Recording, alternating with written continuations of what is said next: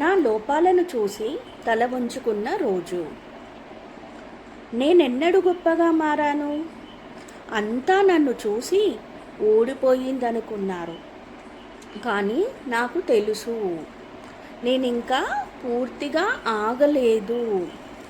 నాకు బాధలున్నాయి, కానీ వాటికంటే నా కోరిక బలంగా ఉంది. ఒకరైతే నన్ను చూసి అయ్యో ఆమె పాపం అన్నారు. ఇంకొకరు ఆమె బలహీనురాలు అన్నారు. అయితే ఆ మాటలే నా లోపాల్లో వెలుగులను వెలిగించాయి.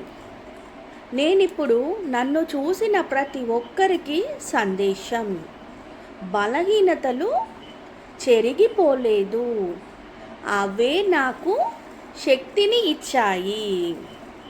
ఇది day 11 emotional coach Madhuri. Day 12లో నేను నా జీవితాన్ని తిరిగి ఎలా డిజైన్ చేసుకున్నానో ఆ రహస్యాన్ని చెప్పబోతున్నాను.